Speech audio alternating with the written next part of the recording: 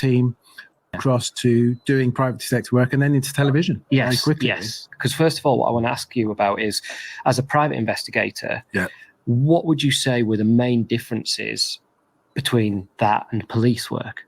So I think it's quite simple, really. So obviously, as a police officer, I've got access to computer systems. I've got powers that I don't have as a private detective, so I can arrest people. I can, I can use those powers to gain evidence from people. Now, it's very interesting what he talks about. Is he's talking about what's the difference between when he was actually a detective and now that he's a private investigator, what he can do, what he can't do.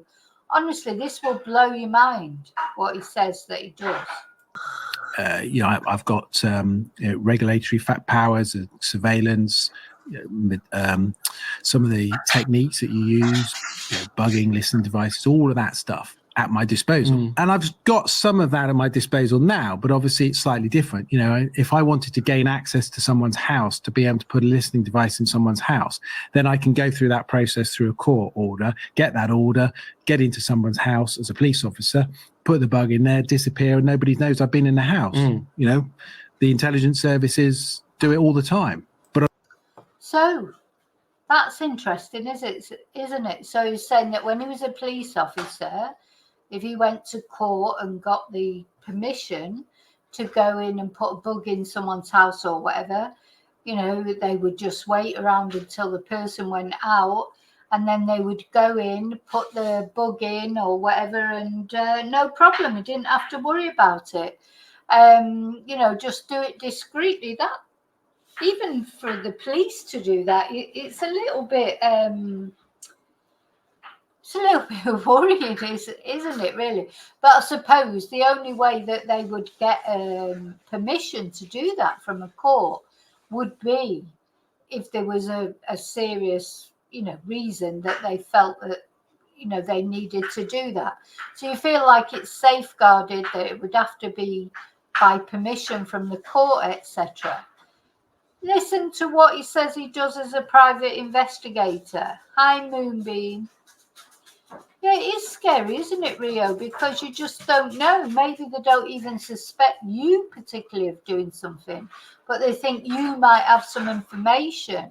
Obviously, I haven't got that access as a police officer, so my ability to get into someone's house and do some of those things is obviously reduced. So powers and access to computers is the biggest thing. But as a private detective, I've still got access to techniques, so I just have to be cleverer. So as a private detective, he's still got access to techniques, but he has to be cleverer. So how do you think he manages to be cleverer? I mean, when I watched this and listened to it, I thought, is this how he found out about Nicola Bulley's vulnerabilities? By doing things that he talks about here. Very interesting.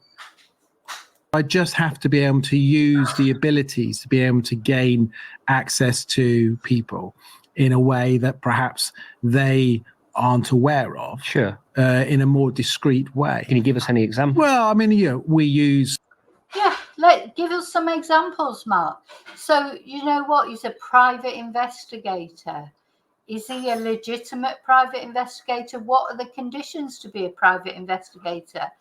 What gives him the right, to literally, investigate, go personal into people's lives? Listen to what he says. I'm not talking about a private investigator who just goes and talks to people and tries to find out things and blah, blah, blah. He's talking about a private investigator, things he does that intrude in people's lives. Now, what right has he got to do that? I mean, he could do it to me now because he could be annoyed with me because I'm, showing this video. What's he going to do? Come round, put a tracker on my car, find out where I live, go to the police, maybe he will. If I disappear, it's him who's done it. We might use decoys to be able to get to people. Amazon deliveries are great in getting items into people's houses. So we might use decoys to get to people, Or Amazon deliveries are great to get items into people's houses.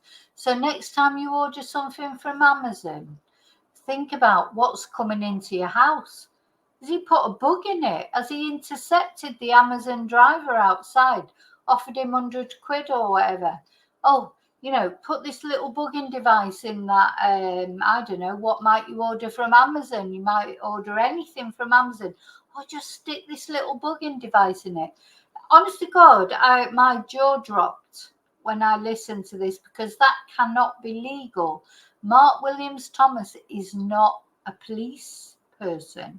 This is not the police. He's not got permission from a court, from a judge, to do these kind of things. How can he do that?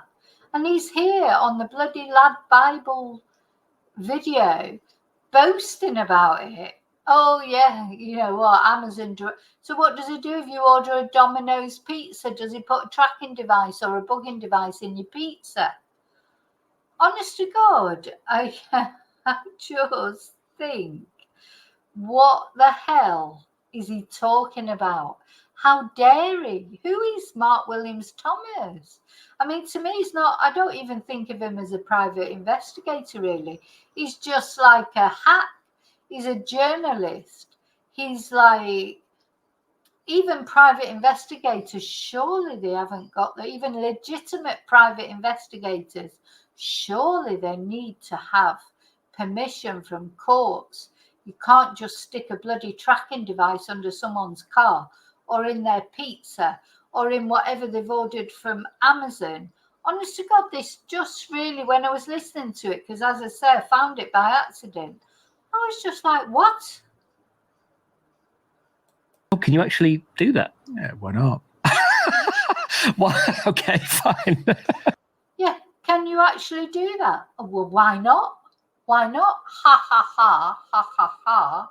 You know, he just seems to think it's funny as well. I mean, it's not funny, is it? Is it just me? Or I was just, anyway, I've rewound it a little bit. Have another listen. Do it all the time. But obviously I haven't got that access as a police officer. So my ability to get into someone's house and do some of those things is obviously reduced. So powers and access to computers is the biggest thing. Mm-hmm. But as a private detective, I've still got access to techniques. So I just have to be cleverer. So I just have to be able to use the abilities to be able to gain access to people in a way that perhaps they aren't aware of. Sure. In a more discreet way. Can you give us? Come on, somebody tell me that this is legitimate or even legal. You know, and I just started thinking about it. I thought, well, so every time now I see him doing some sort of investigation, in my head, it'll be, what's he doing? Sending an Amazon delivery. How did he find these things out about Nicola Bulley, if it was him who found them out, allegedly? You know, surely now this is about a year ago, this 16th, 2022. So it was before the Nicola Bulley case. And it was before Mark Williams Thomas blocked me on Twitter. Don't you think it's strange? Because and you know, if you look on Mark Williams Thomas Wikipedia, he has been accused of blackmail. He talks about blackmail in this video of other types of blackmail. He talks about Jimmy Savile blackmailing people, but I think, I don't know, there's something about Mark Williams Thomas. Well, maybe not. So, Mark, if you're watching, if you want to come on and explain that you're not actually creepy as FUCK and you don't actually go out and record people or do things or blackmail people, well, yeah, come on. And we can talk about it. Any example? Well, I mean, you know, we might use decoys to be able to get to people. You know, Amazon deliveries are great in getting items into people's houses. Oh, can you actually do that? Yeah, why not? Yeah, I'm sure you're not allowed to do that. I'm 100% certain you're not really legally allowed to do that, are you? So next time, Rio, that you get an Amazon delivery, or any of you, just make sure what's in it. Just make sure there's no bugging device in there. I've got paranoid now about Amazon. I used to order a lot from Amazon. I think we all did, like during COVID especially, and just after COVID. I don't so much now because I just go out and buy things. But I had an Amazon delivery the other day of some, I get these tablets that are just like vitamin things, biotin. It's like makes your hair and your nails grow well, apparently.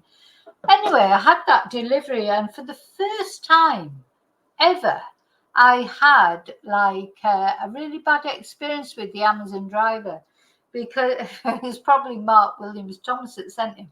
So it was an Amazon driver that I'd never seen before. I normally get the same ones come, you know, where it's like you recognize them, and they're always really nice, really helpful.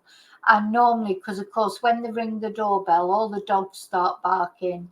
And if the German Shepherd's downstairs, like she was the other day, Tia was downstairs, when this guy came, I think it was yesterday or the day before, she's barking like mad through the window. So what I do is I open the patio window, and normally they come up there's a few steps. They come up the steps and just hand me, you know, whatever it is. Like, so it means I don't have to open the front door. She don't go running out and bark at them and what have you. So he's at the gate, this guy, with a fag in his mouth. So he's literally stood there with a cigarette in his mouth.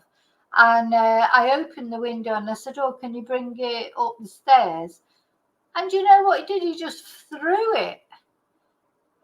Now, luckily, it was just, you know, these tablets, and they're in a plastic container. But he didn't know what was in there. It could have been something breakable. He just threw it up the stairs. Never took the fag out of his mouth for a minute, and then went out and got in his van, you know, just did his thing to say that it had been delivered, and off he went. So I did report him, not report him, but you know, then Amazon always send you a thing to say, how was the delivery? And I was like, thumbs down. No, it wasn't, because I asked him to just come up the steps, hand it to me, and he did that. So actually now I feel like I should go through all these tablets in here. I'm gonna empty them out in a bit and just make sure there's not a tracking device in there or a bug or something. It's just crackers, isn't it? Well, okay, fine. As in, I mean, you've once got to show that there is a, you know, there's a serious case that you're investigating. I mean, you couldn't start doing those types of things if you're investigating theft or something like that. But if you're investigating, you know, a murder, an unsolved murder, or somebody wanted for rape or like that, or firearms offences, then you know the proportionality of what you're doing justifies the end. So you know, we lump cars. Yeah, but does it legally, Mark? Does it legally justify the ends? I mean, you know, if that came to a court case, who are you to do that?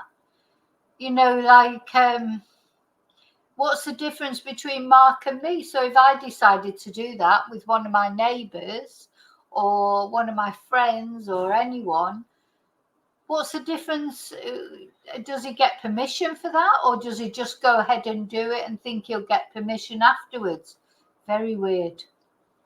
And by lumping, so we put trackers on cars, you know, so tracking on cars, you know, we did the very first tracker on a car that ITV ever did. You know, I remember I've got a friend who was a solicitor for MI5, and I was speaking to him, and I said to him, listen, you know, I'd love to put a tracker on the car, but my lawyer at ITV will not let me do it. And he said, well, let me have a chat with him and let me. So bear in mind, he's talking about doing things for TV programs. So he's saying, oh, well, my lawyer at ITV won't let me do it. This is for a TV program. Of course he's not supposed to do it.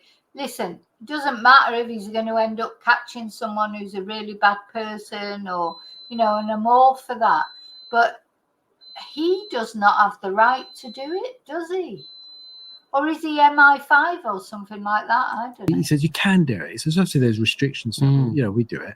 And anyway, about an hour later, I remember getting an email from the solicitor going, yes, we can do it, and but you've just got to be really careful that you do it in a certain way. And within a matter of, I remember that evening getting the tracker and heading off to our target's address for that evening in the early hours of the morning, about 3 o'clock in the morning, to get up and put a tracker on the car. And it was. It's just reminding me now of J.P. Miller, giant prick pastor. You go, what's the difference between him? Who is he to put a tracker on somebody's car? It's weird.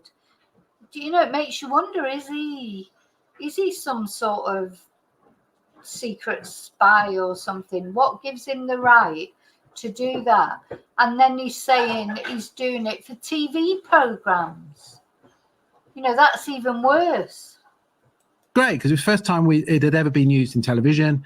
We put a tracker on this car, and I remember going back and Heather, it gets on your nudge as well. You know what? Better be careful what you say, because he'll be round at your house and he'll be putting a bloody tracking device on you. And then you just wait for the phone to ping. Wow. So you put a geolocate on it, fixes it to a certain location, and the phone pings, and off we go, and we follow this car. So in a way, it's probably easier to put a tracker in a car in your current position than it was when you're in the police, because I suppose as to want to do it in the police, although you've got the legal backing of it, you have to go through a huge system of and all that kind of thing. Yeah. I mean, I think the process in terms. Don't you think that surely, if whoever that was that he did that to, even if they were an absolute twonk, done terrible things, surely if they found out that he'd been putting a tracker on their car or putting a listening device in their home or whatever, wouldn't they take that to court? Wouldn't they complain about that? I just think you can't do it. But anyway, he seems to think he can. He's boasting about it to this guy. He thinks it's hilarious. Even really, to me, it doesn't show much intelligence that if you can do those kind of things, would you go broadcasting it on podcasts? You just keep quiet about it, surely, wouldn't you? Of getting things now is other than the police service, obviously much quicker. Yes, you can. The ability to be able to get some of the. Sorry, Mello, you've made me laugh like the deer. That's Mark Williams Thomas and Peter Folding in pantomime costume. That's not really a deer. That's them. They're in the pantomime deer costume in your garden, pretending to be an innocent deer. But really, they're recording everything you do. Devices is harder because I can't tap someone's phone. I can't get into someone's get into someone's house and put a listening device in there. But there are sometimes other ways of doing it. There may well be that somebody we know somebody within that house who is prepared to put a device. Did you hear what he said? So he said, obviously we can't get in people's houses and put a listening device in unless we know somebody in the house and we can persuade them to put a listening device in. But that's what the police do, surely. Who is he to do that? Somewhere or record something. And you can put a listening device inside someone's house. The person would have to do it themselves. So there'd have to be somebody who's physically within that house who's prepared to record something or do something. But it's all about proportionality. It's all about what is it we're trying to do? What is it we're trying to achieve? If somebody's on the run for very serious offences, then there is a justification for doing things. That makes sense. And correct me if I'm wrong, but it sounds like what helps is when you were talking about the tracker on the car, it sounds like what helped that become a possibility was a very in-depth knowledge of the law and how you can do things and how you can't do things. Do you ever feel exposed for that? Because then if a policeman comes along, catches you doing it and you say, no, it's okay to do that as long as and they don't have that in-depth knowledge, they might say, doesn't sound right. Yeah, I mean, So no wonder he's not very popular with the police. Him and Peter Falding. You know, the thing is, I do think that maybe they used to do all these things years ago, but things have changed, haven't they? Things changed with the Levison inquiry, the tapping of phones. You know, it did away with a couple of newspapers, didn't it? The more salacious newspapers like the News of the World, etc., that were going out and doing things like he's describing gleefully here. I'm pretty certain that he could not get away with that now. He might have been able to get away with it 10, 20 years ago. And that's how I do feel about him and Peter Falding. They're like this yesterday's men type thing, aren't they? They're still acting as if, you know, it's 20 years ago, where what they used to do, that they cannot do now, because there's been outrage, hasn't there, since Millie Dowler and the tapping of the royal family and all sorts of victims whose families and phones got tapped, etc. You know, he's talking about this, he's almost reveling in it, thinks it's funny, but you know, it actually isn't funny, because all right, it's great if it results in catching somebody who's done terrible things, but really, honestly, apart from Jimmy Savile that he's always bleating on about, who he didn't catch. Jimmy Savile died. And then suddenly he came out and said all these things that he'd been doing. But nobody caught Jimmy Savile. Jimmy Savile had his life. Nobody ever brought him to justice.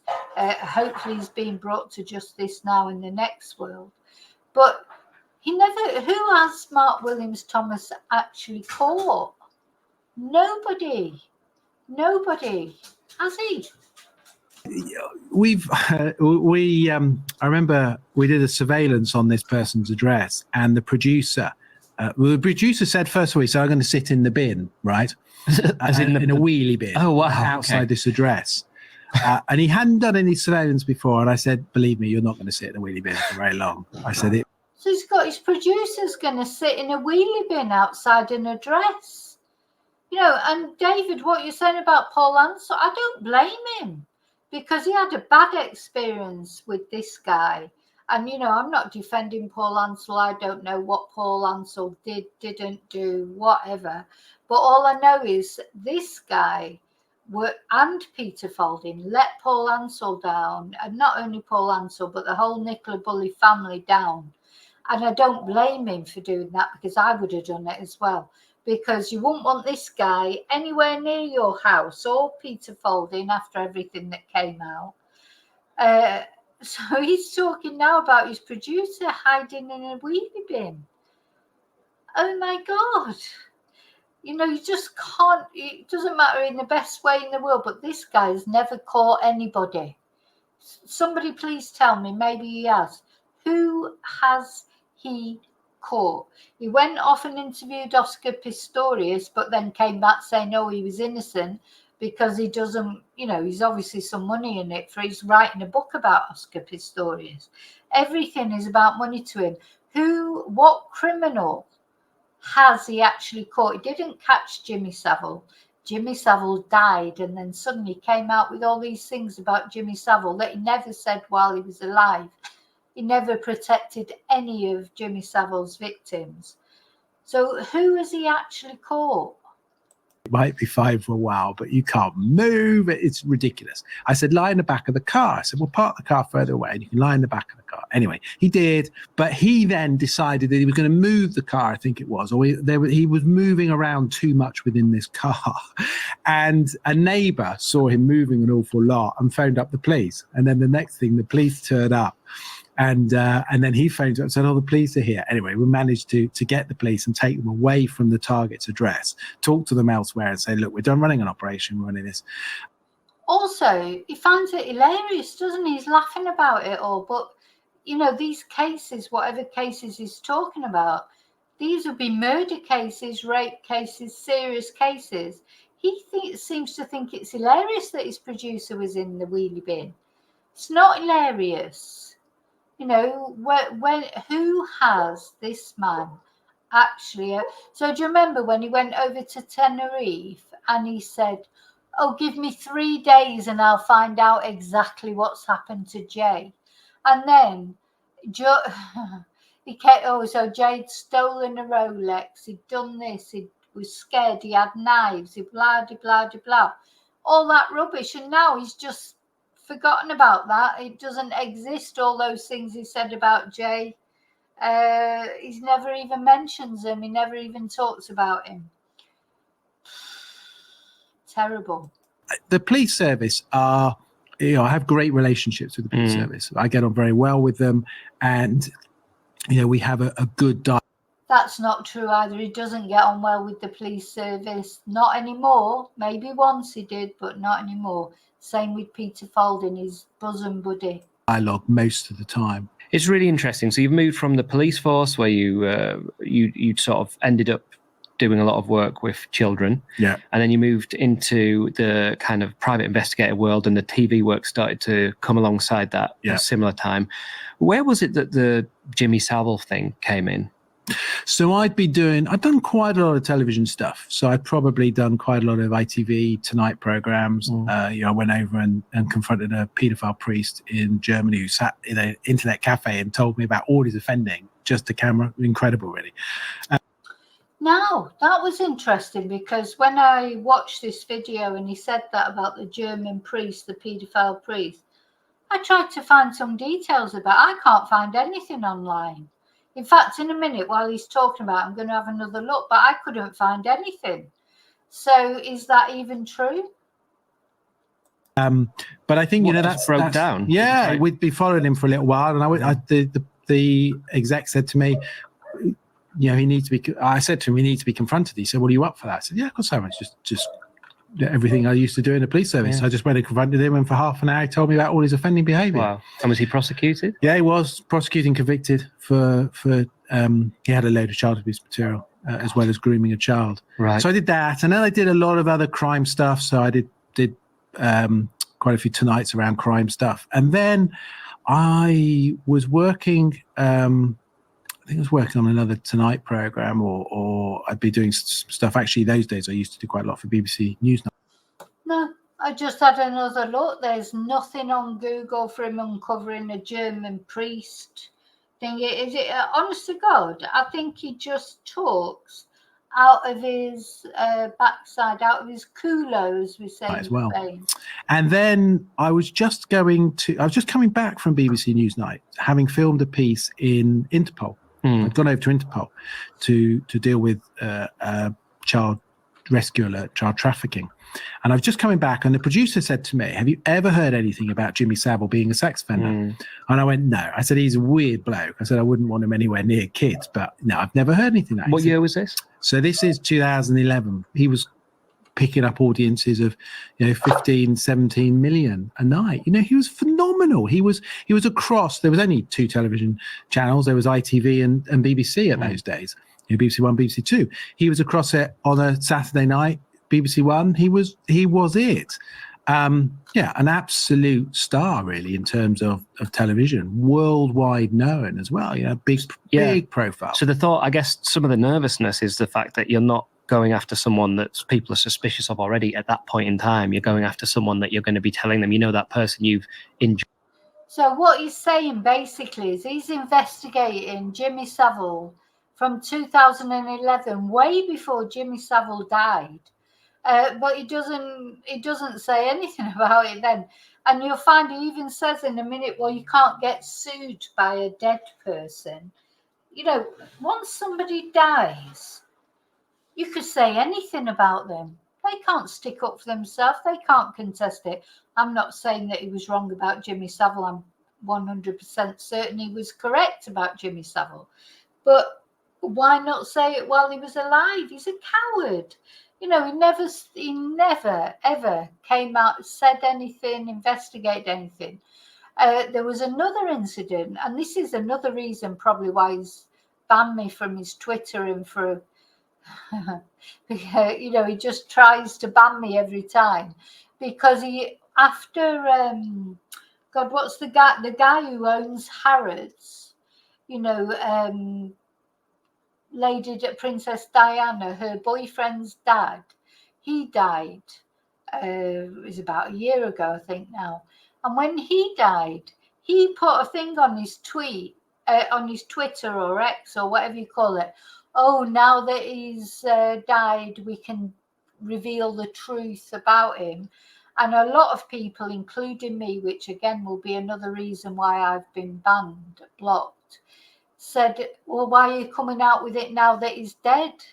You know, you feel like he's just waiting for people to die, and then he comes out with all this. You know, never mentioned Hugh Edwards, did he? You know, he never, and he goes on to say in this interview that there's lots of other people that he felt, you know, that he knew about, but he doesn't talk about them. He doesn't reveal anybody until they're dead. Anyway, that thing with the guy who owned Harrods, Fayed, he never came out with anything in the end. He was probably paid off. He's a blackmailer. Honest to God, this is how it feels to me. This is what he does. Says he has this information, talks about the information, never reveals his sources, of course. And then probably, if they are genuine, he probably gets paid off. What was a China dog? Oh, was it a China? Oh, I thought it was a pineapple. I'll have a look in a minute, David. You might be right. I think I've got pineapples on the brain. I've got pineapples on the brain now. Enjoyed watching all of your life, because he started so early, like late 60s. Yeah, 60s all the way through. And of course, he'd become stable diet for many, many families. On a Saturday night, watching Jim will Fix It, you know, Top of the Pops. He'd become iconic in the way that he was, and people kind of accepted him. It became that, you know, that face of Saturday night television. So I was taking on something which was pretty massive. 2011. So the producer said to me, have you ever heard anything? I went, no, not. No, you're right, David. It was a China dog. Where have I got this pineapple from? I think I'm obsessed with pineapples at the moment. Now, Jimmy Savile. Now, when I was a kid, I remember watching, you know, Jim will Fix It every week without fail. It was like, you know, just we loved it. But the one thing I remember, I never felt like Jimmy Savile was a paedophile. I mean, I was only a kid then. But one thing that I do remember is thinking, why does he wear those little tiny shorts? Because whenever you saw him running or whatever, he always had those tiny little shorts on. You know, it makes me feel sick to think about it now. You know, that was almost bloody abuse in itself, making you look at him in those shorts. So that's the only thing I do remember about Jimmy Savile, is thinking, why does he wear those shorts? But apart from that, no, I never had any idea. Rolf Harris was another one. It just makes you, because it was Jimmy Savile started it, wasn't it? Really, before Jimmy Savile, nobody talked about paedophiles. And now I think Britain's obsessed with paedophiles, and the BBC is full of paedophiles. And you just think, oh my God, are they going to weed all these people out? So I said, it's weird. And he said, well, he was arrested by a police service for child abuse offences, for sexual offences. And I went, oh, I'd never heard that. He said, well, it was interesting enough. It was either your old force or Sussex. So I said, well, I've not heard that, but I'll make some inquiries and I'll see. I said, what are you going to do with it? He said, well, we can't do a programme until he's dead. No one will touch it. Mm-hmm. And I said, that's a shame. And I said, what have you got? He said, well, and it became a bit convoluted, because basically he was a producer and his aunt was at a children's home where Jimmy Savile used to visit. Mm. And so that's how he knew the story, really. And there was quite a lot. I then looked online and I read quite a lot of stuff naming Jimmy Savile as a sex offender and a number of other celebrities. So we spoke a bit. Yeah, so then he starts talking about a number of other celebrities. Who are they then, Mark? You know, tell us who they are. You know, there's no point in saying, honestly, I could do a video tomorrow, couldn't I, and say, oh, yes, there's a big celebrity who's a paedophile. They've done that. I've got all this information. I can't talk about it. You know, I can't reveal my sources. This is what Mark does all the time. He says he has all this information, but he can't possibly reveal his sources. So, you know, is it even true? It's just like, you know, awful. But, you know, I just, honest to God, I feel sometimes that all the people I liked when I was a kid, like Jimmy Savile, I don't mean like, you know, fancied. I mean, when I was a kid, these were programs that they watched. There was Jimmy Savile, there was Rolf Harris, there was Stuart Hall. It's a knockout. I used to love that. I used to love the way he laughed. You know, these people that I liked, they've all turned out to be bloody abusers. You know, so you just never know who's going to be next. Hugh Edwards, you know, you just never know who's going to be next, do you? There's more to come. I'm 100. I'll tell you. Now, I can't even, because you can't talk about it before it happens because you're alleging it. But I think on ITV, Philip Schofield, but I think there's a lot more on ITV to come out. I honestly do. There's things we're going to find out one day about a lot of big stars on ITV that I've said for years. There's something strange about him. And my friends and everything say, no, no, no. But I tell you, I think there's loads of him. I think the entertainment industry is full of it. You know, think of Michael Barrymore. He's another one. And, you know, all the people who knew him. A little bit about it. And I said, look, I'll make some inquiries. I then managed to find out using contacts of mine that, yes, Saville had been interviewed at Stoke Mandeville. Oh, Heather, you're making me laugh because 3 signed copies of Rolf Harris paintings. You should, well, you took them off the walls. Yeah, keep them. They might be worth something one day. Like John Wayne Gacy, the serial killers, his paintings. But who was it that was telling me, oh yeah, one of my students, and I might have told this story before, I'm sorry if you've heard it before, but I just thought it was hilarious. Because when her parents died, she had this big argument with her brother, you know, about, you know, how money or where, you know, her parents died and it was all about the money from her parents' estate. I mean, they weren't millionaires or anything. There was a little bit of money, you know, as there is sometimes. Anyway, her and her brother had a big argument about this money, and in the end, he got a certain amount of money, and he invested it in Rolf Harris paintings. That's what he did with his money. He bought these Rolf Harris paintings for whatever reason. But of course, you know, in the end, they're just worth nothing. So she was so glad because it was like, well, it serves him right. It's karma because, I know. Oh, dear me. Oh, Mello, I can't give you a clue because I don't know that they are. But, you know, when you get feelings about people, I'm sure if you thought hard enough and you thought about some of the biggest programs on a Saturday night on ITV, you would know who I'm talking about. By the police in relation to some allegations of sexual offences. And this, you couldn't find this out on the internet. No. This was right. You So couldn't this find was it. secret. Yeah. So I'd found it out. And actually I found it out from somebody who was, you know, a very senior officer who told me it. And I think the moment he told me it, he then thought, what have I just said? Because he told me that. And then I tried to speak to him about 4 or 5 days later and he wouldn't talk to me. Right. Okay. So he realized, what have I just said? I've opened up this can of worms. Anyway, I went back.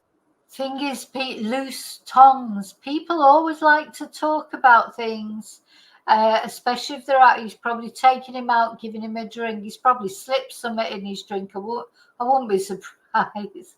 Allegedly with Mark, you know. But and people always want to talk. It's very difficult not to talk about things like this if you're in a relaxed. It's different when you're at work and you're being professional.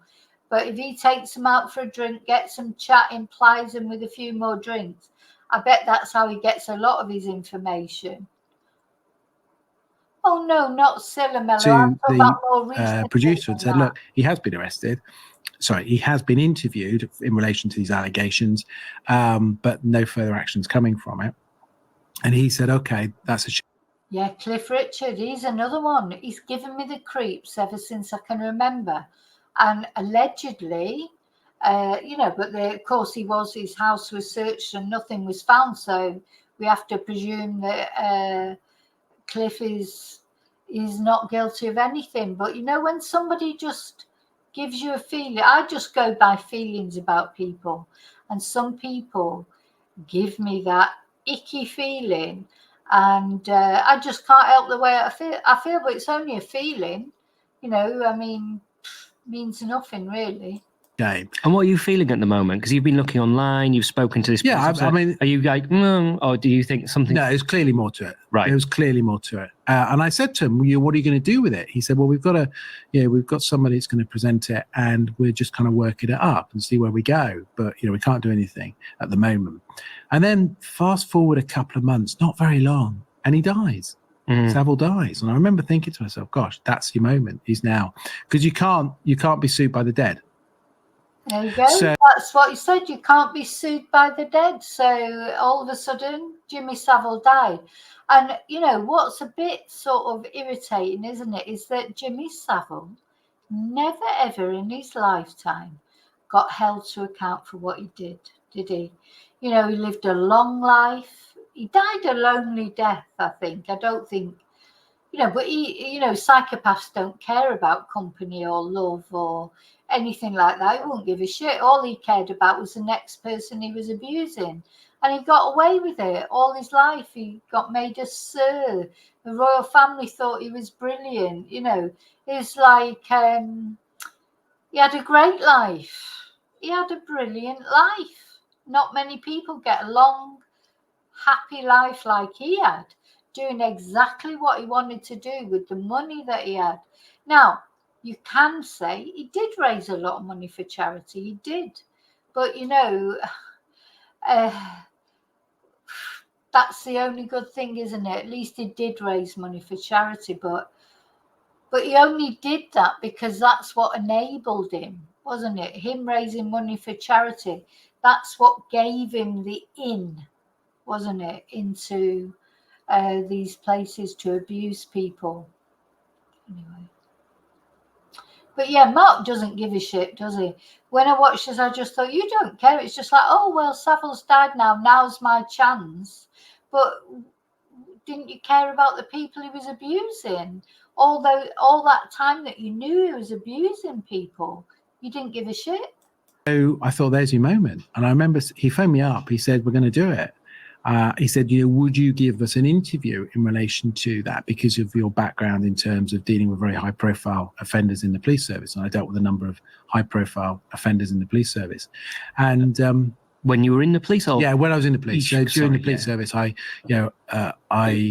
worked on a number of very high-profile cases.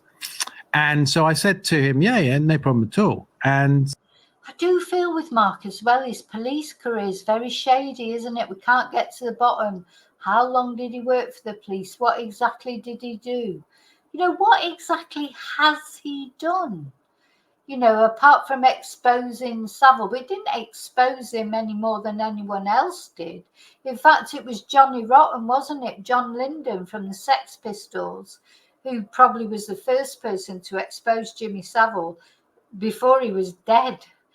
People were saying things about him before he was dead, and they were just getting cut off, silenced about it. And Mark did not do anything before Jimmy Savile died.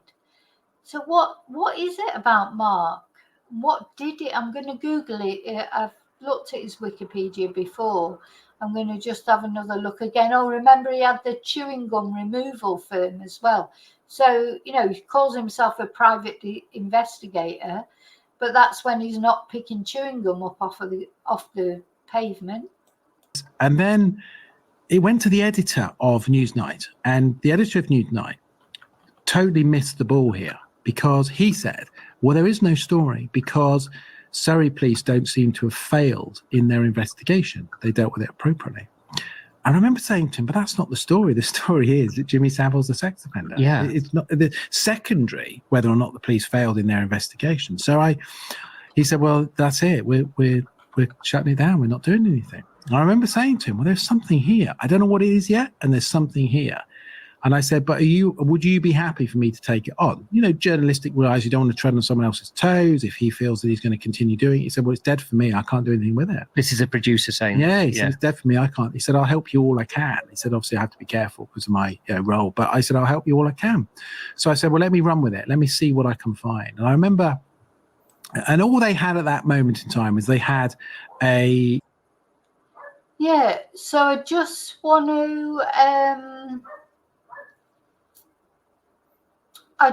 to read what it says on Wikipedia about Mark Williams Thomas. So it says Williams Thomas was a policeman and family liaison officer with Surrey Police from 1989 to 2000, so 11 years, becoming a detective constable, but only for a year before leaving due to unspecified circumstances. So why did he leave? I don't think anyone knows exactly why he left. And then in August 1997, he was part of an investigation into child pornography found in the possession of schoolteacher Adrian Stark, the director of music at St. John's School, Leatherhead, who committed suicide shortly after his arrest. And then he worked on an investigation into child abuse by Jonathan King, leading to Jonathan King's successful conviction. He was another one, Una Paloma Blanca and all that. Then, between 2000, this is what just surprises me, between 2001 and 2002, he was the marketing manager and director of Gunfighters, a national chewing gum removal specialist. So talk about, going from one thing to another. And then in 2003, he was charged with blackmailing a funeral home director after alleging there were multiple bodies buried in unmarked graves. But he was subsequently acquitted. Then he set up WT Associates, an independent child protection consultancy firm. And now, what is he now? He's just a gonzo journalist in my eyes. He's no different from JLR or me or anybody else. He's a YouTuber. We saw that with the Jay Slater case. He didn't really come up with anything, did he? So very, very, it's a very convoluted story, Mark's story. Complainant at the children's home, not allegations against Saville, but again, allegations against another offender, but talking about how Saville would go to that place. Okay. And obviously had the details of the other offences that took place that they'd been interviewed for. So I started to think there's more to this. And I remember going to ITV and I remember saying to the lawyer, there is something in this. There is definitely something in this, but we need to run with it. Anyway, the lawyer was incredibly nervous. The exec said, well, Mark, listen, why don't you and Leslie, who was my producer, why don't the two of you work on it and see where you go? And I remember we started to work on it. And there's a couple of decisions I made. I said, one is we'll keep everything on paper, off computer. So we weren't putting anything on computer. I didn't want this story to leak. I didn't want this story to be looked at by the people. We had to keep it really tight. Now, I'm going to fast forward it a little bit because I think most of us know about the Jimmy Savile story. I'm just going to fast forward it a little bit because I think it's important what he comes to say about the Madeleine McCann story. I'm only going to fast forward a little bit. Services increased because I think there was a reality of quite what we were doing. And then when we started to find victims, we found 5 victims, which is quite fierce. It's very different. As a presenter of a program, So this is where he's talking about where he went to see Esther Ranson. So, of course, she then got involved in it, but she was a good friend of Jimmy Savile's. You get a very different response sometimes than if you're a producer or a researcher, and she can be quite fierce. And I remember she was quite fierce to my producer. Well, I'll change it to a very famous British person rather than quite famous. And I remember sitting down and I said, right, I'm just going to play this. And I played it.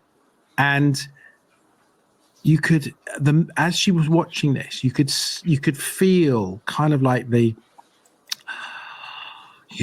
I suppose anger coming through, but also she was in the moment and she cried. And she cried, and they were genuine tears, absolute genuine tears. And she said, you know what? I believe them. Absolutely believe them. You know, we gave him a platform and we allowed him to abuse. And it was kind of like a moment of thought, that's it. That's the moment. That's the definitive moment that, you know, I live in this world and I've investigated him for a year. But when you get somebody outside who looks at this, who's got some knowledge and looks at it and goes, do you know what? I believe that. Were you categorically certain that he was a prolific sex offender? Yeah. I mean, in the months prior to that, no doubt about it. No doubt about it. He'd got away with it for a very long time and being able to use. Yeah, he was absolutely convinced, but he didn't take it any further until he died. Anyway, fast forward again. Letters from solicitors telling people you can't say anything. So people were silenced. He was very, very powerful. But there were people within management, within the BBC and other setups who could have done something. And I hope those people, you know, have restless sleep about it all. It probably back to normal now, but you know, they need. Well, I hope you have a restless sleep about it as well, Mark, to be honest. To be held accountable. And this is the problem with the whole of the Savile. You know, when Netflix came to me and said, you know, would I be involved in their Netflix program? I said, there's only one program I will make, and that is holding those people to account. I can tell you there are people out there, and I did a Savile update, which started to look at some of those people who should be held to account. But there is a program still to be made to hold Savile to account. And there are people out there who will fall under that. You know, there are at least 5 or 6 people that I could investigate and name who knew information and failed to do anything because they were scared, or they didn't care, or what's your opinion on it? Well, I think it's very difficult to judge that, whether they were scared. I think they were probably scared of putting their head above the parapet. I think they were scared of their position. I think they were probably uncertain about quite what to do.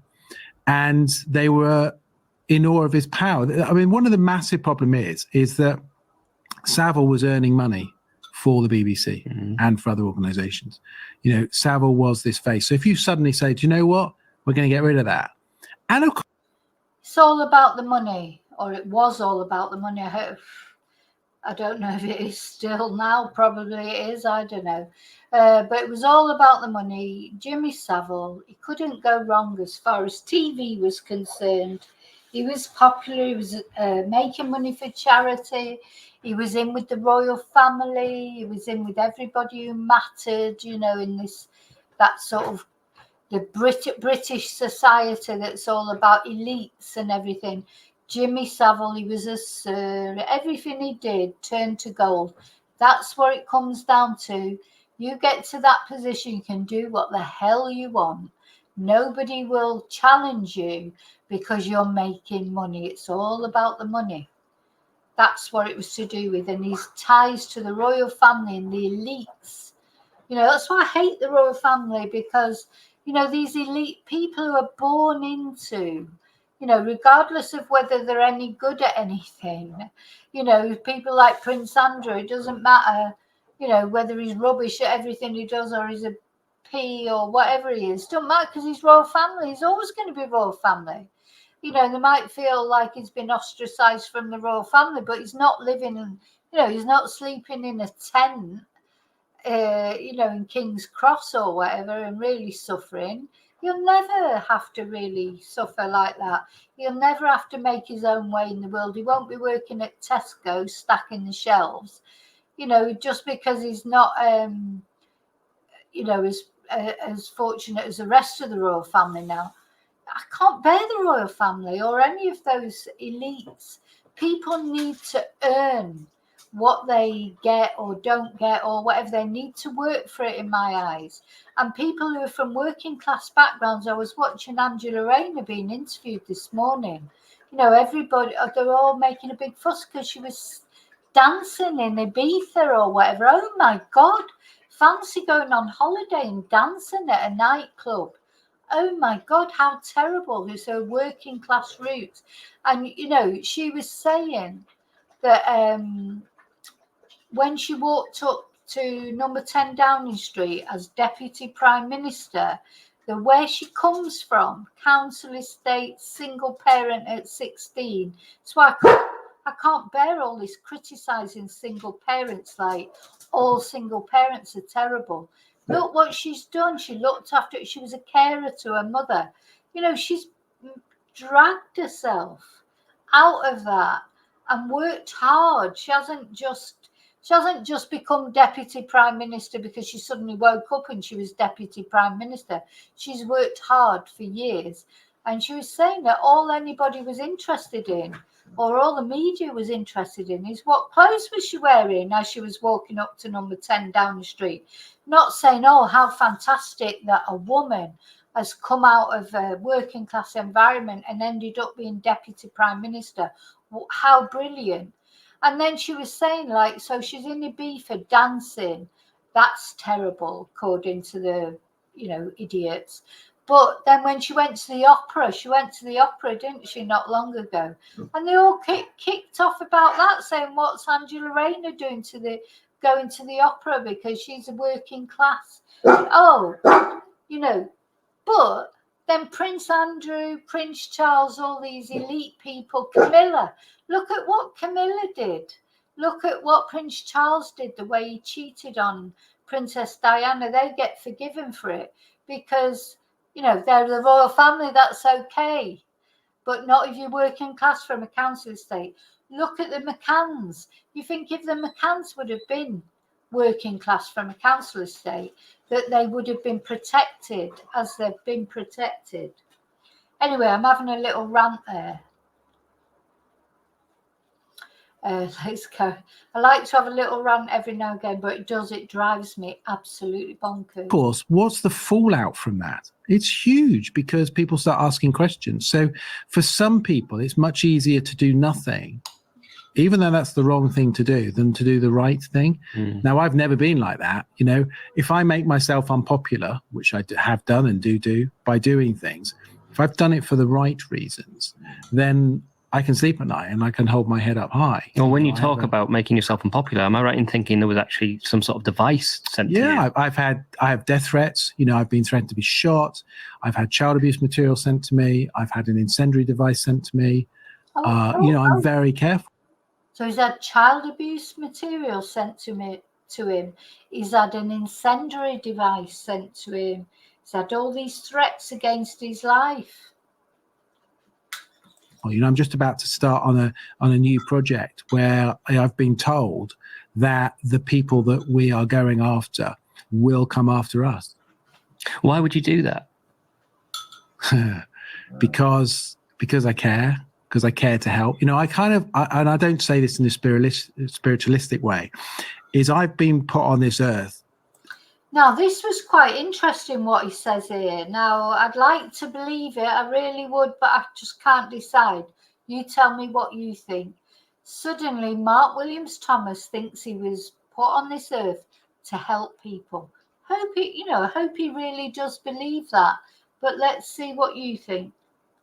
I think to help people, and I'm here making a difference in whatever way I can, and mine is through journalism, through investigations. I've been incredibly successful and I continue to be, and I'm passionate about what I do. And I don't think anybody should be silenced if they have the right thing to say or if they've been let down. And, I'm here now, 52 years old, and I've survived threats and I'll be here for a lot longer. It's those people that I don't know about I probably should be more worried about. I've dealt with some pretty nasty people across my life and I'm still here. So, bring it on. If you're going to do that, then yeah, it's true, really. Honestly, I'll always be surprised why he blocked me. I must have touched a nerve somewhere because, as I say, I haven't got, all right, I've got a decent small YouTube channel with but I'm not exactly got 100,000 subscribers. Why would he care really enough to block me? It just surprises me that. So I feel like I must have. So he's had bloody incendiary devices sent to him. He's been sent death threats. He's been sent child pornography. He's been sent this, that, and the other. And then, yeah, like you say, Mello, Vicki Marie makes a comment about him, and he goes into a hissy fit and blocks me. As if I'm that important. Why would that even matter? It really did surprise me that. Because, I know what it's like. You do get trolled when you are in the public eye, and I'm not in the public eye like him. The only reason I would block someone is if they were really nasty. I wasn't nasty to him.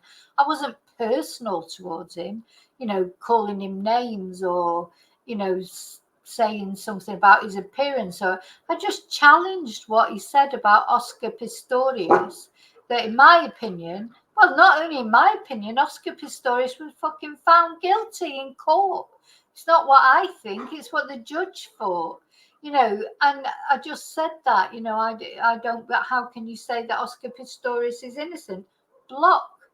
It's just like, it's over the top. It's over the top, so it makes you feel like you've hit a nerve somewhere, doesn't it? Well, let's see. What you've been doing, and in a funny way, your career sort of set you up for the Saville thing, because it was policing, then policing. Oh yeah, I couldn't have done it without that. We have the background children, and then you've got the private investigation, and that all kind of leads up to this. But looking at it from the outside, and when you're talking about these kind of, going off into Cambodia and all that kind of thing, some people might go, I'm going to donate £100 to charity a month. Yeah. What you're doing is ultimately putting yourself into potentially danger, well, potentially mortal danger when you're off in these foreign lands with people that you say are very dangerous people. What is it? Is it a sense of injustice and annoys you about it? Or what is it that makes you have that passion to put yourself into such a dangerous situation rather than go, I'm going to go after another German priest? Yeah. I mean, I think there's a number of things, isn't it? I mean, I think I can't deny the fact that there's an adrenaline element to it. Also, it's, being a police officer, being in that position where you're frontline and you're changing things and you're responding. Sorry, I've just got to talk about Noel Edmonds because a story's come to mind. Like somebody at Moonbeam was saying that maybe they've heard that there's something about Noel Edmonds, maybe. Isn't Noel Edmonds, he's got a younger wife now, hasn't he? The makeup girl he ended up marrying. But he's 75 now. So, he's like, I don't know, is that why he's not, you don't know what his health is like? I actually heard that he had dementia. I don't know where I heard that. I feel like I heard that, but I don't know if it's true or not. But going to the story, someone I knew, they went to see Deal or No Deal, at the studio. And they said, because of course you've all got to wear it black, haven't you? Because so that every day they can't see who's in the audience, because they film about 5 or 6 shows in one day. Thing is, everything about TV is never what you think. I've had that bloody bargain hunting bricks in the sun or whatever here. And it's not what you think. The way they film, it's nothing like it looks on the TV. It's hard to explain it. And they make things up, and then you don't know what's going to end up being shown and what's going to end up being cut out. But the whole thing is contrived, put it that way. So that's just on that. So I'm sure it's even worse, like on big shows like Deal or No Deal, because that was a really popular show, wasn't it? But anyway, she told me, this lady, he doesn't communicate with the audience at all. So when you watch that program, if you watch Noel Edmonds on that Deal or No Deal, it looks like he's having a banter with the audience and blah, blah. He doesn't have anything. He walks in, the other one that apparently somebody that I know who went to their show is Paddy McGuinness, who you wouldn't expect. You think Paddy McGuinness would be quite friendly and everything. No communication with the audience whatsoever. They walk in, they do their bit, whatever it is they're doing, they walk off. They don't have any banter with the audience, nothing. So that was something that I remember thinking, because Noel Edmonds, he doesn't come over like that. He comes over as if he has a bit of banter with the audience. And Paddy McGuinness does too. But... Hi, Annie. Oh, Heather, you don't like Paddy McGuinness? I quite like him, and he makes me laugh. I like him. I liked him in Phoenix Nights and those kind of things with Peter Kay. But, you know, I don't know what he's like as a person, but apparently he's not, you know, apparently he's not that friendly. Not as friendly as he makes himself out to be. But we will get through this interview sooner or later. It means, of course, there's an adrenaline buzz to that. But that adrenaline buzz, you know, is a process out of why am I doing it in the first place? You know, why am I doing it? I'm doing it because I want to help people. You know, I feel that I have the skills and the ability and the contacts to make a difference to people's lives. You know, I want to shine a light in the darkest of corners. I want to give a voice to those people who have been let down by the authorities. I get incredibly angry with injustice. I get incredibly angry with incompetence. And particularly when I see something is wrong, I want to fix it. You know, I'm a fixer. You know, it's, you know, if whatever's going He's a fixer. wrong in someone's life when they're close to me, I want to fix it. And, you know, and I'll come up with all those options how to do it. You know, I that's what I am.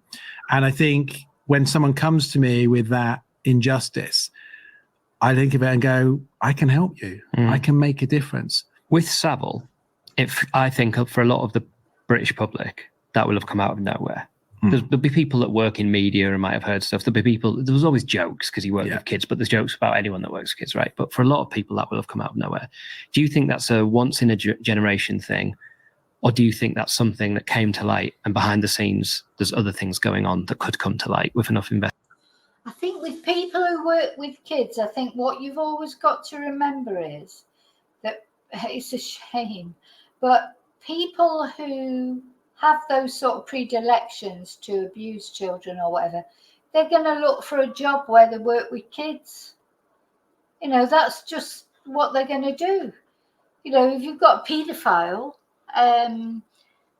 thinking about what they're going to do with their life, they're going to be gravitating towards any job that brings them in contact with kids because that's what they want to do. So it could be as a teacher, it could be as a children's presenter. You know, I mean, allegedly, you know, Philip Schofield, I think he's got away with murder, to be honest. I think there may be, and I couldn't possibly say, but somebody, my friend said to me, there could be a lot more to it with Philip Schofield. But, you know, that's exactly what, you know, people who love children in the bad sense, that's exactly what they'll do. They will look for a job to bring them into contact with children. Look at Stephen Stearns working at Disney. I mean, when you think about that, it makes you go cold. But of course, he was like a child himself as well. And that, again, is people that do abuse children. They're quite often very childlike in their own self. I mean, I don't know if I told you, but you know, I have all these anecdotes, but they're all absolutely true because teaching Spanish, I've bumped into, you know, there's been thousands of people come through my doors learning Spanish over 20 odd years. And I had a student who reckoned he was Jimmy Savile's love child. And they were from, he was a spiff, Jimmy Savile, you know, but like a 40-odd-year-old version of Jimmy Savile. It was like an open secret where they came from that, you know, Jimmy Savile, he was from Leeds. He was some sort of distant relative of their family. He was a spit of him, you know, the eyes, the blue eyes. I can see his face in front of me now. And he said that it was always like you know how you have these secrets in families sometimes, don't you? But they're not quite secrets, but they're not open. either. You know, they're not openly talked about. Well, presume all families got, my family's got loads, but you know, the things that we sort of knew, but we never talk about, that particular to our family.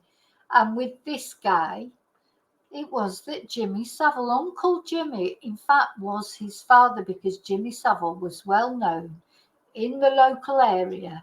So this is nothing to do with the BBC and all those other things.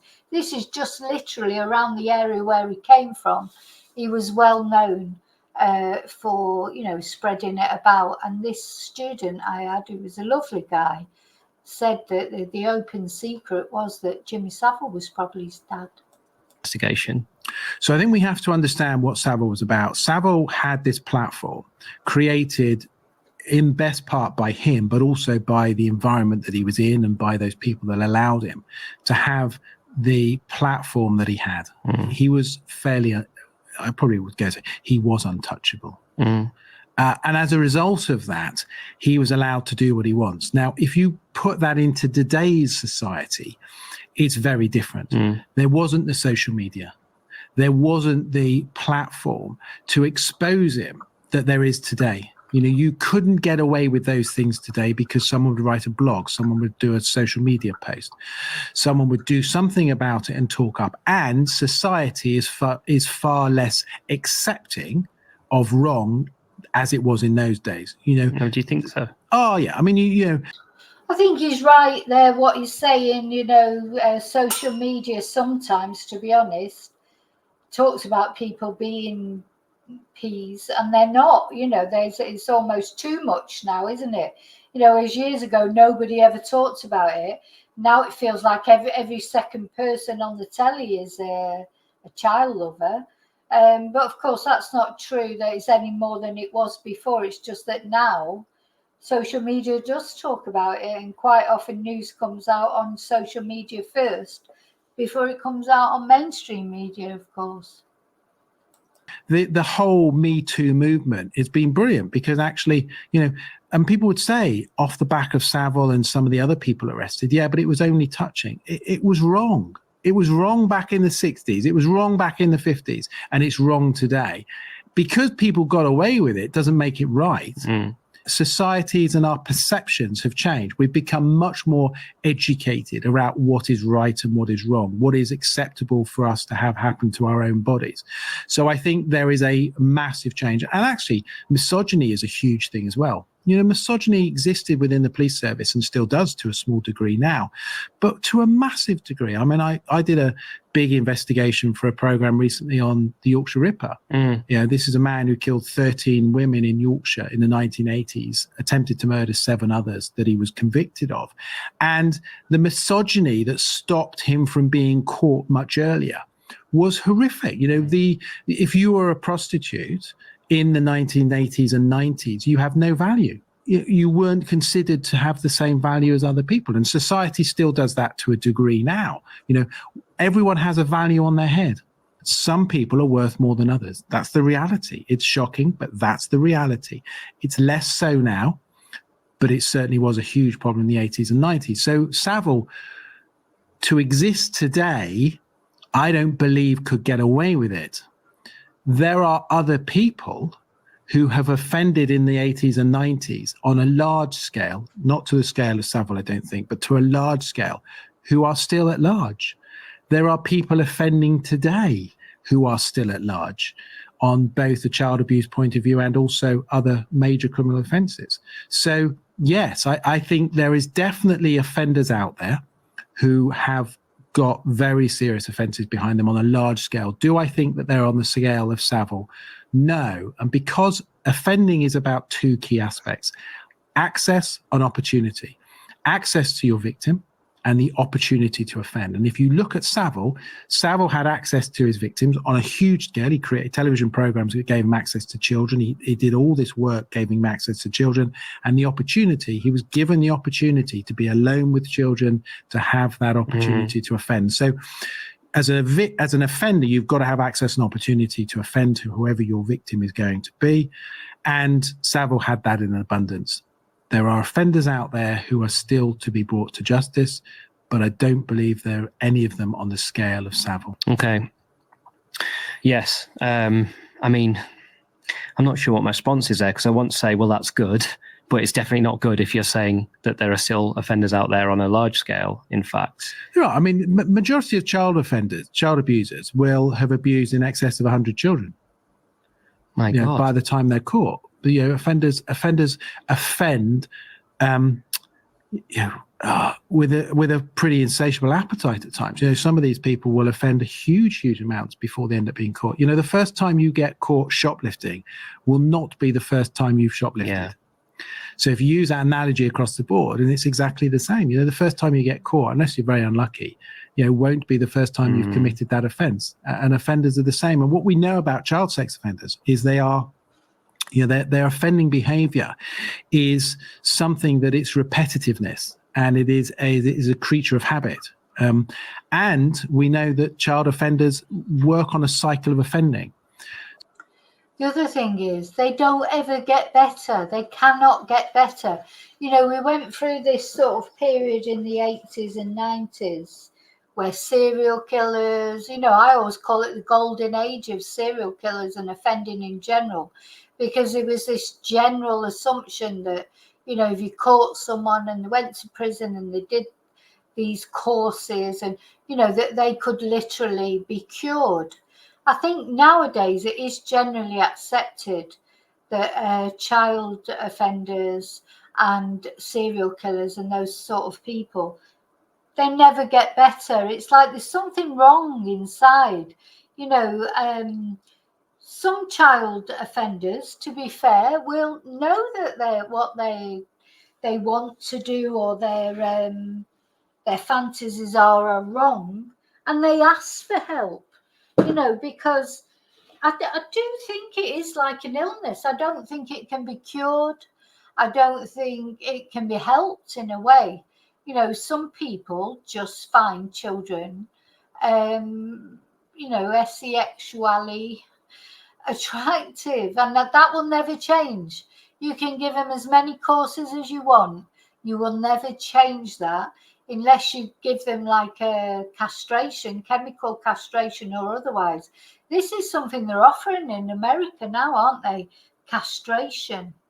And, because for offenders who know, they just can't change. It's no point saying you can change it. It's like, how can I explain it? It's like it's something that you like, or the way that you are as a person. There are some things you just cannot change. And I think that personally, that's how I think it is with sex offenders and serial killers or killers in general.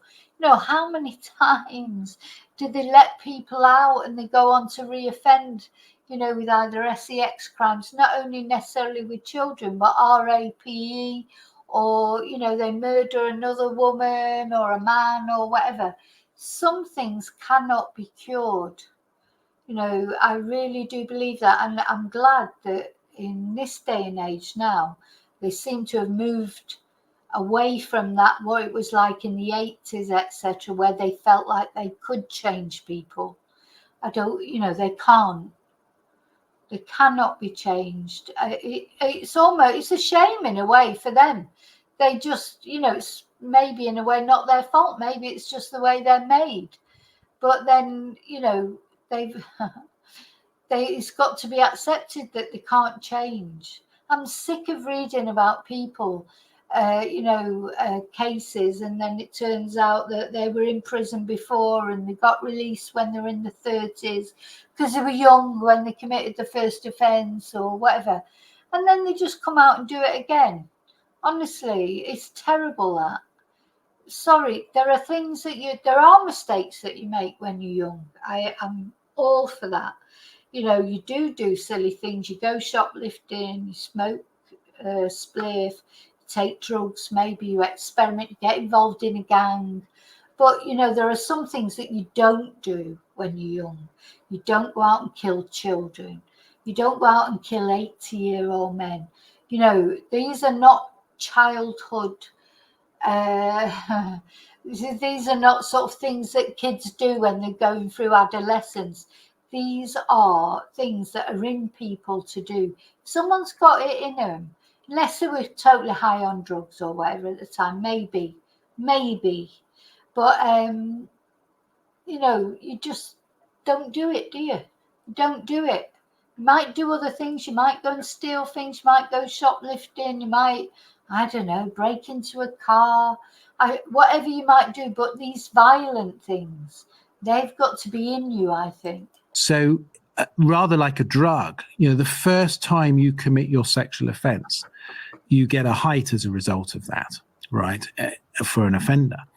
But it's very hard then to get that height again. But you enter this cycle of offending, which is exactly the same as drugs. Your first hit and you keep going and you go, you know, and it takes something to stop you on that cycle of offending so that you don't continue to offend. Now, sometimes those barriers that are in the place to stop you do stop you. The likelihood of getting caught, I'm going to lose my family, I'm going to lose my job, I might go to jail, you know, my reputation's going to be damaged. But there are people who use cognitive distortion to get over those barriers. And by cognitive distortion, I mean they're able to justify in their head that actually they won't suffer that. I won't get caught. The police are rubbish. They won't catch me.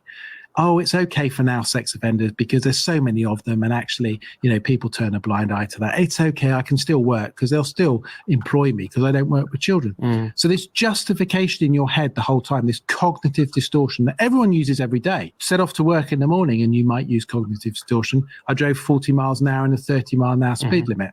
I didn't drive 50. It was only 40. That's cognitive distortion. People use it all the time to justify why they're doing something, which is wrong. But in the same way as there are, you know, thousands of child sex offenders out there, there are also thousands of killers out there. I did a huge piece of work recently in England, Wales, and Scotland, and there are nearly 3,000 unsolved murders. Oh my God. Since the 1960s, unsolved murders. And that is a shocking number. So you think to yourself, okay, so if there's 3,000 unsolved murders, and that's purely classified unsolved, so they're... Yeah, 3,000 unsolved murders. Now, I do think some of the things, I have enjoyed listening to this interview. You know, he's not my favourite person, but he's interesting, the things he says. 3,000 unsolved murders, my goodness. So that means there's 3,000 murderers out there, at least 3,000. And he goes on to say, well, you know, some of them might be serial killers, you know, that have killed lots of different people. But in other words, there's a lot of murderers out there. So I did find this bit very interesting that he was saying. There'll still be people who are missing that have not been classified as unsolved murders. So if there are 3,000 unsolved murders, there are offenders out there. 3,000 murderers. Well, or a number of serial killers. Oh my God, that's even worse.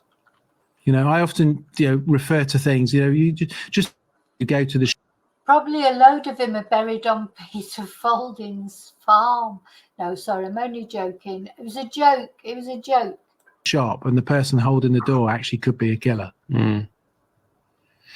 We walk past them all the time. And the problem is, of course, is offenders don't wear something different to anybody else. You know, they don't walk along with a you know, a bag, a loot bag on their back, or they don't walk along with tattooed across their forehead saying, I'm a paedophile.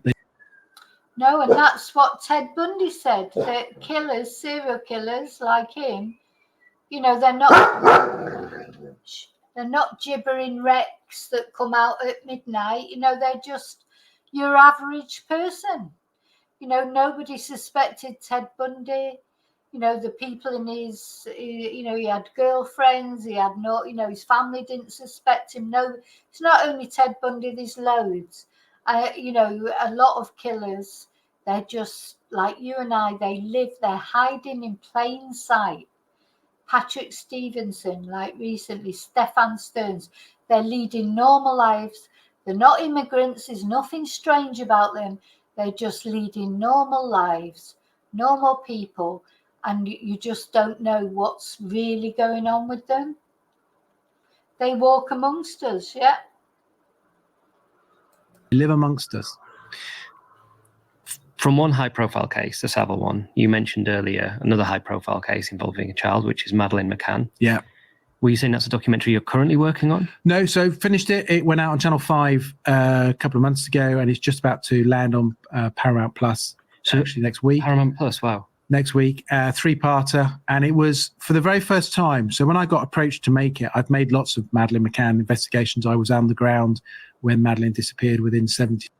Now, this is interesting because he starts to talk about Madeleine McCann. Of course, he got very involved with the Madeleine McCann case, didn't he? He says he was on the ground within 24 hours.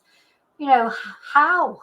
But anyway, never mind. 2 hours. Were you? I didn't know that. Yeah, so I flew out to Praia da Luz and I was on the ground within 72 hours covering it for Sky News and covered it, you know, for about 10 days, morning, evening, doing, you know, live talks outside, and it became part of my life, you know, a huge part of my life actually.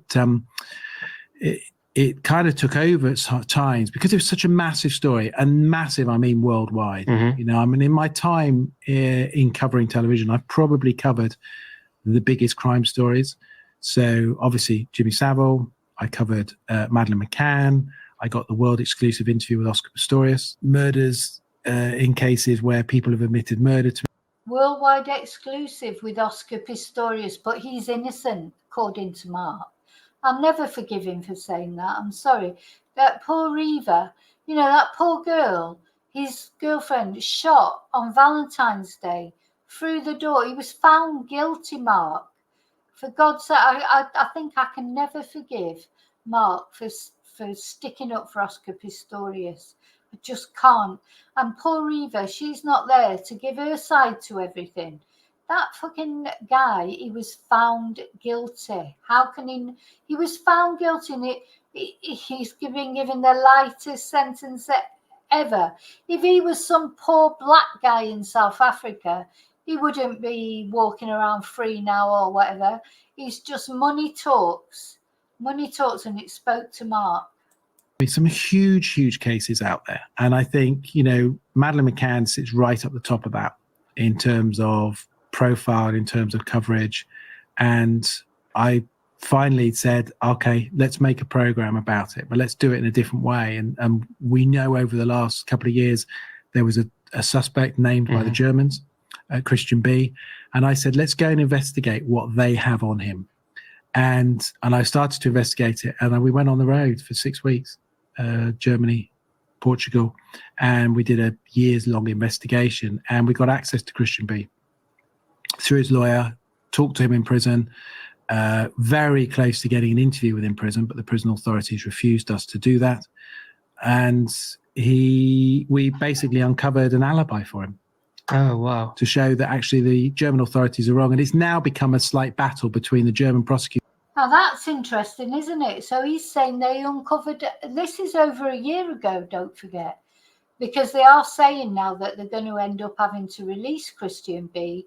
Well, not release him because I think he's got other charges, hasn't he? But they're going to have to drop these charges. Everybody knew right from the beginning that Christian B, as much as he might be a complete twonk, he's not a nice person.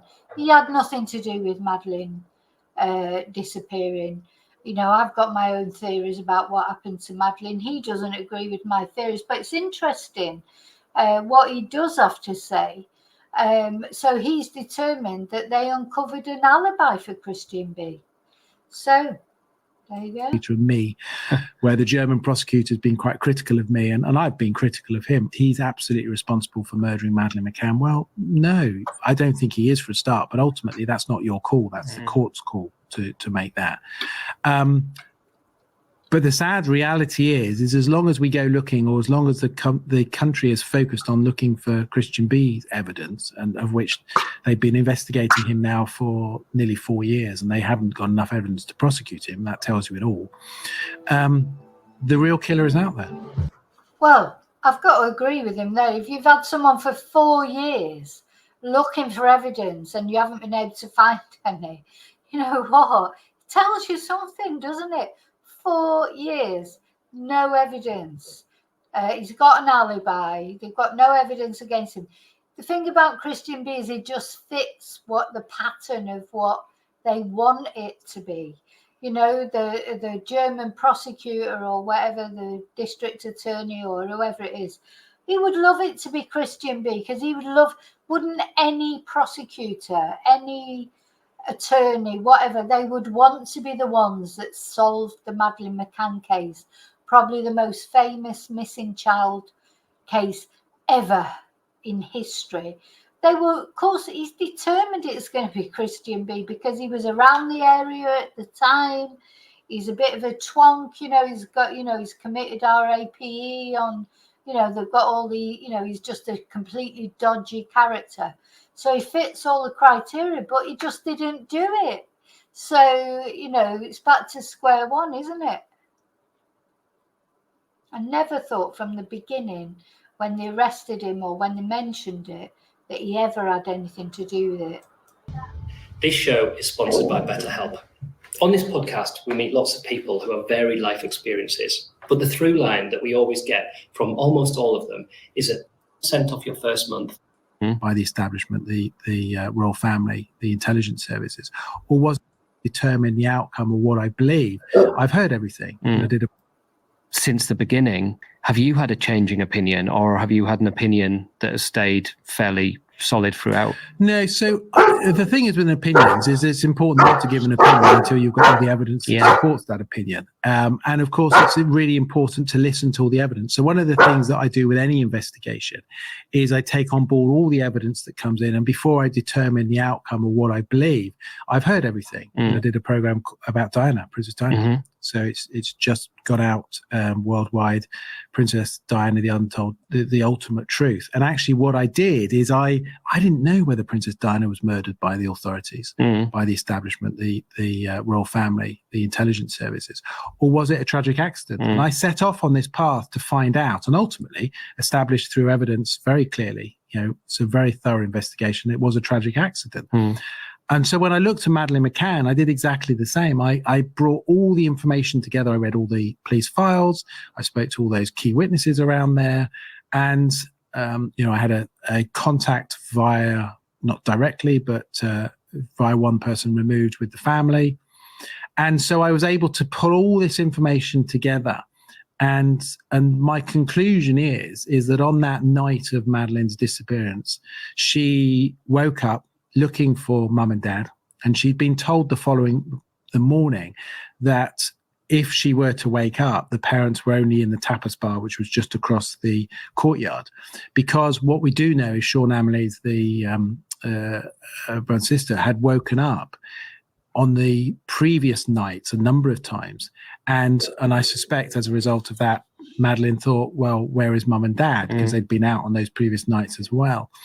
And so I believe she woke up. She left the apartment. We know the apartment was insecure. So the back patio door was open. And the reason it was open was to allow some flow of air. It was very hot. And there was no air conditioning in those apartments. And so I believe she got up and she went wandering and looking for her parents. Now, what you says there, it's possible, isn't it? I've been there to the apartment and to the complex. There is a, you know, if she came out of that apartment looking for her parents, you know, she had a long walk to get to the tapas bar. It's not, you know, as I explained when I did the on location, that those apartments do not back onto the pool or the tapas bar. You've got to come out of the apartments, you've got to walk round the corner along the road. They're not, you know, it'd be very easy for her to get run over out there or for somebody to snatch her. If it was somebody just going past, and he goes on to talk about Robert Black, who is, you know, who was a prolific sort of child snatcher, and Roy Whiting, who snatched Sarah Payne. Sometimes these people, they are opportunists. You know, it could well be that Madeleine came out of the apartment and just unluckily for her, because, you know, unfortunately things do happen like that. Somebody was just passing at that time, saw this little girl walking down the road, just snatched her. Does happen. I don't think that's what happened, but I do agree with Mark there. There is a possibility. It's a possibility that it could have happened. And in order to come out of that apartment, you have to go onto the main road where there's a footpath, to travel down the footpath, to then go back into the apartment to go to where the tapas bar is. And I believe that nobody went into the apartment. Madeleine left that apartment that night. Everything supports that. There's no evidence that suggests somebody has gone into that apartment.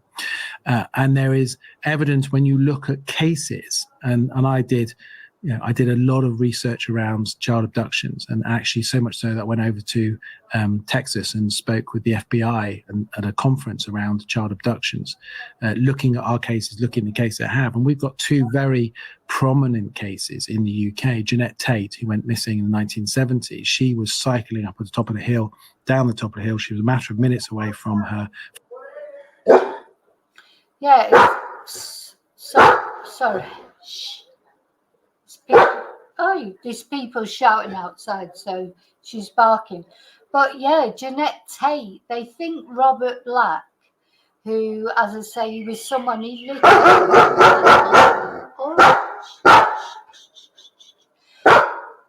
Stop it. We've got the fiestas coming up in my little town. God, it's going to be bedlam for the next couple of weeks. Anyway, they haven't even started yet. But yeah, Robert Black, he was a child abductor. And that's what he did. He was a white van man. He used to travel all over the UK. He was Scottish, but he used to go all over the UK, Scotland, England, etc., with whatever his job was in his white van. And anytime he saw a child and he got the opportunity, he would literally just pluck them off the street. And in fact, how he got caught is he plucked a child off the street, and luckily for that child, somebody realised that 1 minute the child was there and then it was gone. And so they phoned the police. The police went and stopped this van. They caught his van. And you know what? The policeman that went into the back of that van, that was his daughter. That was his daughter that was in that van that had been picked up. So imagine how that was. So they've caught the guy, they've gone into the back of the van, and this poor little girl, she'd been stuffed in a sleeping bag, just with her head in it. She would have suffocated. Robert Black didn't care if she was alive or dead, it didn't matter to him. She was stuffed in this sleeping bag so she couldn't even breathe, with just like, the back end of her body sticking out for whatever he wanted to do. He was planning to do with her, which he probably would have done, as soon as he could, because his aim would be to do whatever he wanted to do and then just chuck her out of the van somewhere. But the policeman who went into that van to rescue that girl, it was his daughter. So anyway, he was caught, and I think he's passed away now. He went to prison and he's passed on now. But yeah, Jeanette Tate was a little girl who just, they only found a bicycle. It looked like she was just plucked off her bicycle, probably stuffed in Robert Black's van, but he never admitted to it. He never gave the family the peace of finding her body or whatever. Well, they may have had her body, but finding out what happened to her. He was just a twonk. And the same with Roy Whiting, who took Sarah Payne. Literally, just coincidence. He was just driving past. Sarah Payne got separated for a moment from her family, and he picked her up and took her off. These things that just happen in an instant, don't they? Friends, and by the time they got to the bottom of the hill, her bike was on the floor and she'd vanished. Matter of minutes, 90 seconds to 2-3 minutes. And then we've got Sarah Payne, who went missing. She vanished. She was walking out with her parents. They were walking across a field. She went through this hole in the fence, and as she went through this hole in the fence, parents were just behind, and as they come through that, she's vanished. God. Fortunately, Sarah's brother sees a white van just drive away, and that was the Roy Whiting, who was the kidnapper who took her. And what that tells you is that on both of those occasions, we don't know who abducted Jeanette Tate, although we think it's Black, who's now dead. But in relation to Roy Whiting, who did abduct Sarah Payne, what we know is it was utterly unplanned. Spontaneous. He did not know he was going to abduct a child, but it wasn't Sarah. It was totally opportunistic. And what we know about child abductions, where there are stranger abductions, they are opportunistic. If you abduct a child and you know who that child is, which is the majority of the child abductions, then of course that's planned and you know who the child is. But when it's opportunistic, when it's not somebody known to the child, that is not planned in terms of who the victim is. So I believe. Yeah, and they're the hardest to find, those perpetrators. Because obviously if they know the child, when the police start investigating, asking questions of everybody in the child's circle, everyone who knows the child, etc. But when it's just an opportunist, it's so difficult to solve those cases. Robert Black got away with it for years. Believe that she walked out on the road and in a matter of seconds was abducted by a predator outside. Now, that supports all the evidence we know about looking at child abductions. Opportunistic, moment in time, matter of seconds and minutes before abducted, and obviously not known to the offender. And I believe that that's what's happened. And I sadly also, evidence tells us through the FBI child abduction manual, which is very, very detailed and very good because they've got 10 times as many child abductions and strange child abductions as we've had in the UK, that she would have been dead within 72 hours. Oh, God. Awful. And do you think we'll ever know? Do you think we'll ever have concrete evidence for what happened? Sadly, I think it's probably unlikely, but I always use a caveat is that we have to remain positive that one day we will, and I remain that with all my cases, that I remain positive that one day, ultimately, that offender will be brought to justice. And I have to believe that because otherwise there's no point in doing what I do. I will continue to fight for that justice, whether it be, the cases that we all know about, or other cases. I've got a case in Coventry, the disappearance of Nicola Payne, and she vanished and she's never been seen since. And I'm working on a program and a podcast now to get justice because I know who killed her. Wow. So he says he knows who killed Nicola Payne. Now that is a case that Peter Folding has worked on as well. Peter Folding always brings that up. He worked on these are like brothers from another mother, aren't they? I mean, they're always working together, but they haven't found Nicola Payne. He's saying he knows who's killed her, but maybe he does, and I'm sure the police do, though, to be fair. But again, it all comes down to the evidence, and poor Nicola, her body has never been found. Maybe I need to do a case on her. This is not the Nicola Payne who was from, sort of connected with the Nicola Bulley case. This is a completely different, another Nicola. And she's just never been found. But Peter Folding has helped on that case as well. They tend to work in tandem, these two. Wow, that must be quite a lot to live with. Yeah, and I think I have a lot of information. I mean, I have a lot of information comes to me because of the type of work I do. So obviously I know about lots of operations that have been run. I know about lots of offenders out there where there isn't quite enough evidence to prosecute. I also know a lot of people's dark secrets. During the course of I investigated Max Clifford, and Max Clifford used to effectively blackmail some of his clients. And I've got a number of very high. Yeah, it's funny that, isn't it? He used to blackmail some of his clients. Max Clifford, remember him? High profile people who he blackmailed. And I know their stories about how he blackmailed them. The stories will never be told.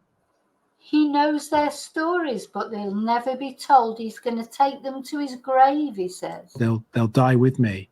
But he destroyed lots of people's lives and in a very horrific way. So yeah, I mean, I'm a keeper of a lot of secrets.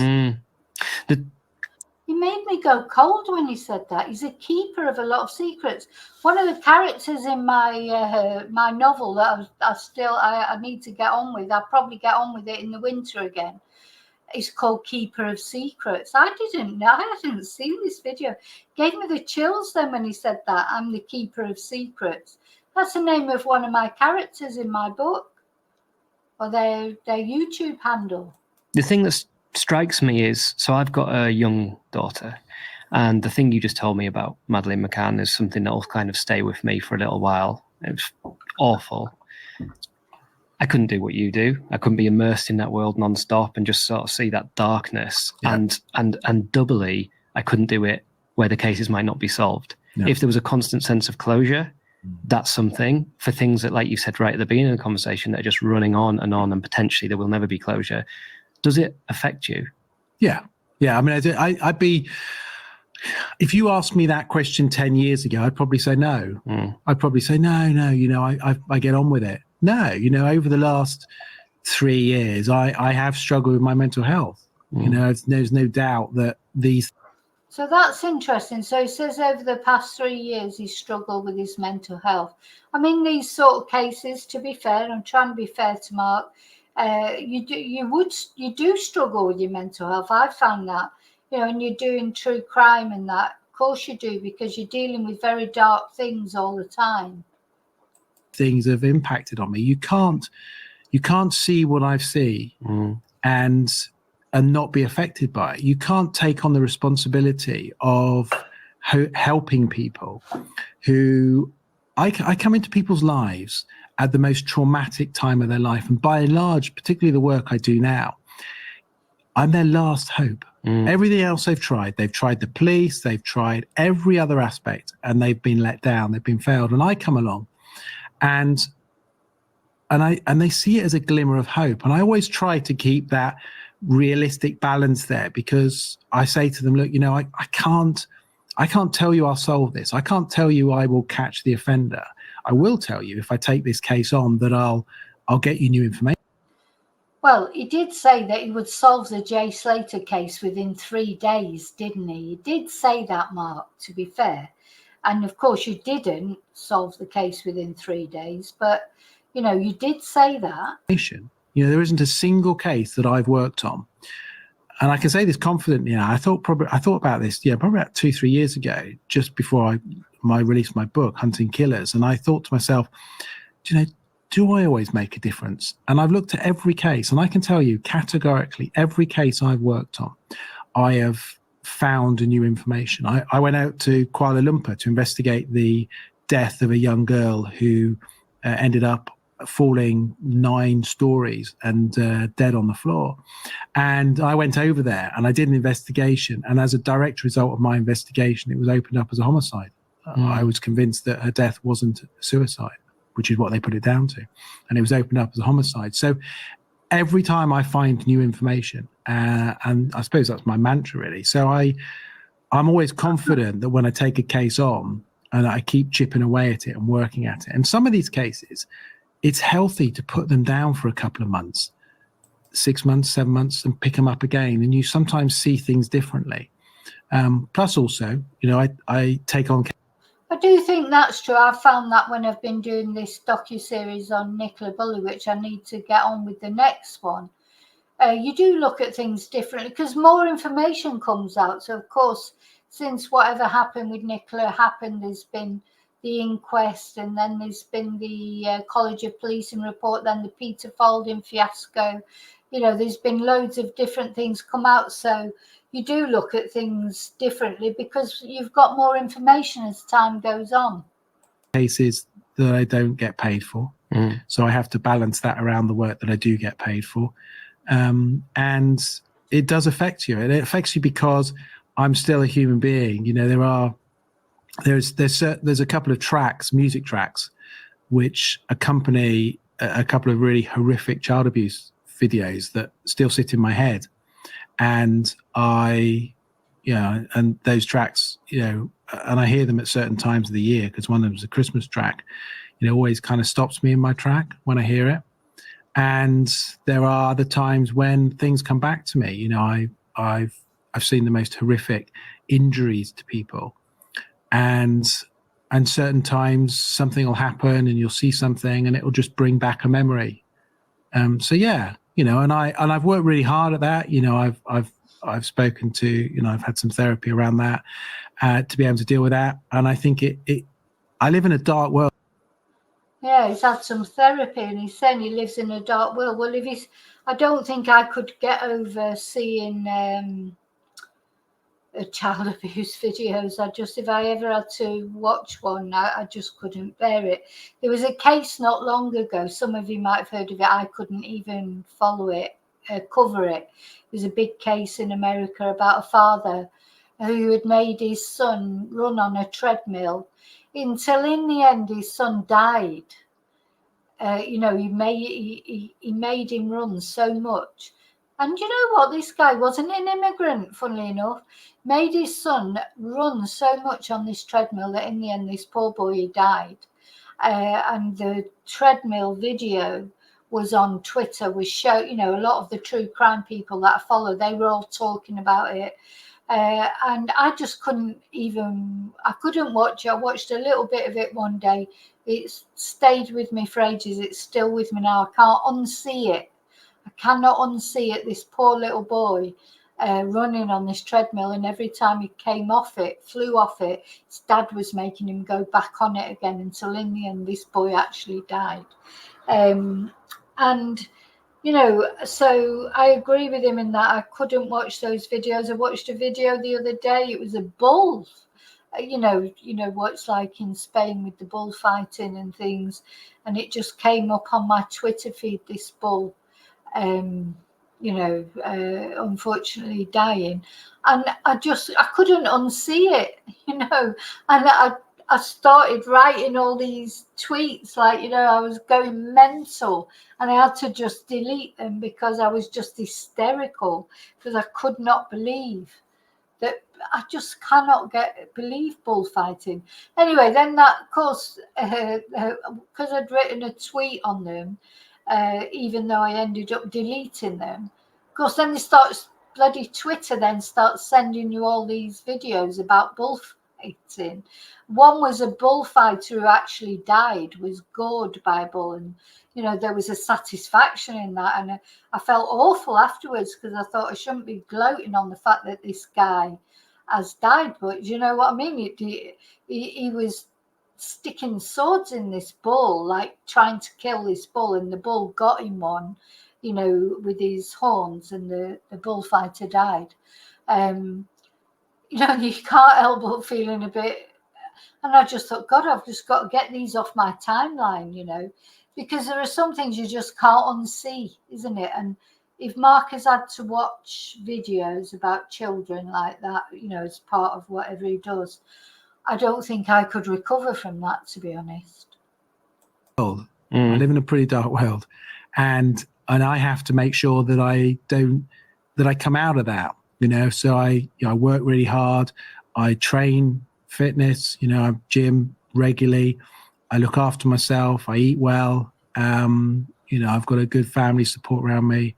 And I think it's really hard. I've got a great partner who's very supportive, and I think that whole process is really important, because if you don't have that support around you, then you just live in a dark world all the time. Well, look, Mark, it's been just as fascinating to have you back a second time as the first time, and I'm just really grateful there are people like you out there who are dedicating your time to finding justice for these people who've been treated terribly. So great to meet you again, and thanks so much for your time. Great to talk. Thank you. Yeah, I've been very, very.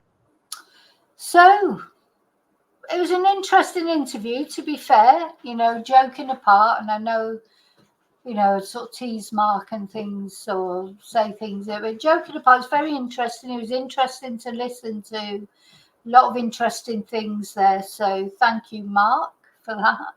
I always think, is he watching, or is somebody he knows watching?